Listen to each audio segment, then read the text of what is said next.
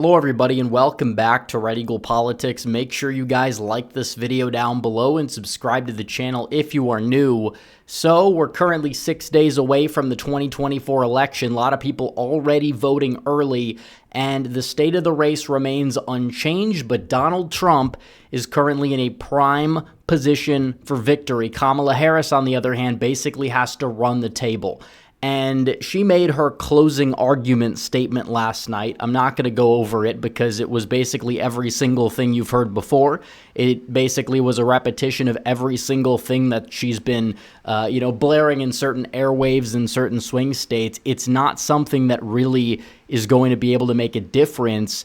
And not only that, it got overshadowed by a comment that was an offhand comment made by Joe Biden that was arguably worse than Hillary Clinton's basket of deplorables statement that she made back in 2016. And all this really serves to do is fire up the Republican base down the stretch. And you could look at the betting odds in some of these states and you can see Nevada, Trump is at 66% odds of victory there. And that's going up the more early data we get. Arizona's at 74. Georgia's at 73. North Carolina's at 73. If he sweeps those four, he just needs one of those three Rust Belt states for victory.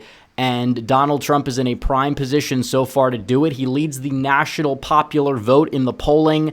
That is unprecedented. He's overperformed his polling twice. If he overperforms his polling nationally at all, it's pretty much a done deal. In fact, Kamala Harris likely needs to overperform vastly in the head-to-head polling come Election Day to win on her end. So we'll see how it shakes out at the end of the day. But I will say that we're going to dive into some of this Biden stuff and how Donald Trump flipped the script back on him. But first, really quickly, I have to tell you guys about our merch store over at shop.redeaglepolitics.com because the store's only going to be here for a few more days, and you guys know that better than anybody. So if you wanted to buy some of the merch, now's the time. We've got all these great designs, the Trump Iconic design, the mugshot design. We got the Make America Gain Again design, the America First design, the new design as well, the Trump McDonald's design, as you can see here with the Trump McDonald's logo, and you can get that with the coffee mug that has it on it for 20% off,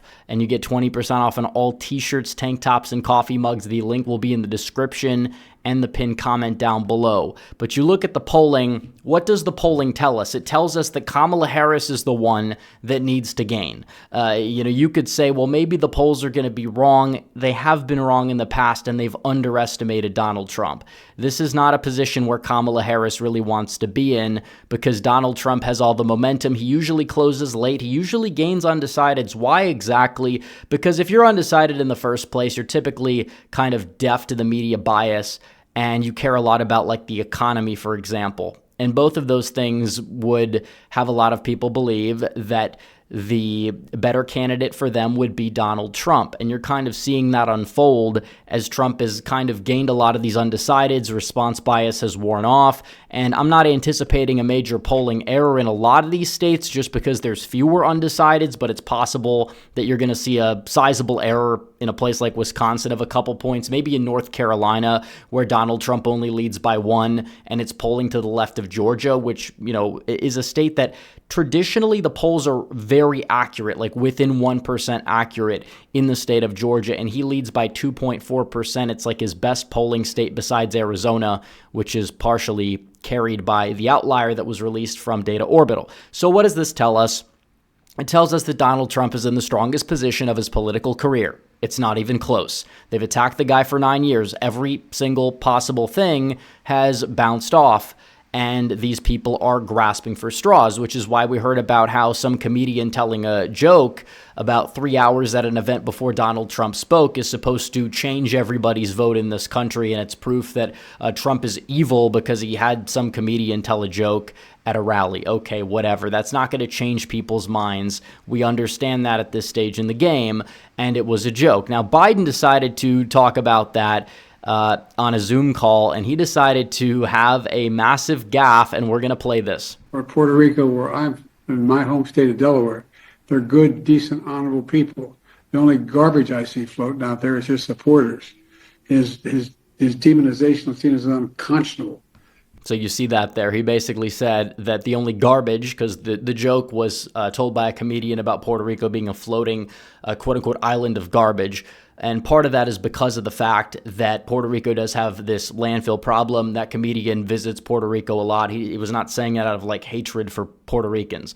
And like I said, you can make the case that an edgy comedian should not have been at like a serious closing argument political rally. Yeah, I understand that argument, but the notion that this is going to change people's votes, or, you know, that's what Democrats are hinging their election hopes on, you have to be out of your mind. Honestly, you have to be out of your mind.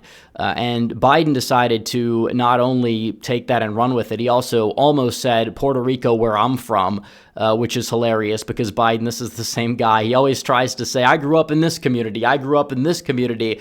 And then he goes on to say, you know, I basically grew up in Puerto Rico, which was what the joke was aimed at, not Puerto Rican Americans or stateside Puerto Ricans. And you look at that. But the main takeaway is that the guy's just like mentally gone. But could he be sabotaging Harris on purpose? A lot of people are wondering. But he said the only garbage I see are, you know, from his supporters. Or are his supporters, or is his supporters, whatever, which way you want to say it, whatever the quote is. Now, Democrats are saying, well, actually, there was an apostrophe. He was only referring to the comedian. And then why didn't Biden say like the comedian or the speech? Why did he say his supporters? That's not how you would address that situation. It's clear that he was saying like, oh, his supporters that are doing this. Maybe he didn't have the intent of saying all supporters, but either way, he didn't clarify. With Hillary Clinton, she clarified only half of the people were in the basket of deplorables, like a little fruit basket, you know. But garbage, that's rough. Garbage, you know, that's like you're basically implying that these people are less than human at that point. And Biden definitely messed up by that because keep in mind, he attacked people. He didn't attack like an island and a joke. It wasn't a joke. He's a serious politician. And people will say, well, he's not running for president anymore. Well, neither is that comedian that people are up in arms about. So I don't want to hear it. Again, the comedian told a joke about an island. Biden made a serious statement. So already what Biden did is worse based on that alone, about half the country. There's no comparison. This is bad. You could try to say, oh, it's an apostrophe. They want to get into the whole grammar semantics. Folks, it's a bad look. That's not how people would address his supporters. It wasn't like specifically talking about one person, and he could have named them as like, oh, this speaker. The only garbage I heard was that joke from the speaker or this speaker, whatever. Like, he couldn't do that. He basically had to go out there and attack his supporters. That's what he did. There's no other way to chalk it up. Donald Trump, on the other hand, decided to flip the script again, and he did it in an epic fashion unexpectedly, and he rode around in a MAGA garbage truck in Wisconsin in a garbage worker's gear. So not only does he go to work at McDonald's in the final stretch, he just owned up to it as like the garbage man. And it's ironic because we talk about trash day, taking out the trash in terms of the administration and, you know, removing them from elected office, repealing and replacing with Donald Trump, going back, returning. Remember, they had returned to normal. I think that we're the ones that have to do that now. But you look at Trump here. How do you like my garbage truck?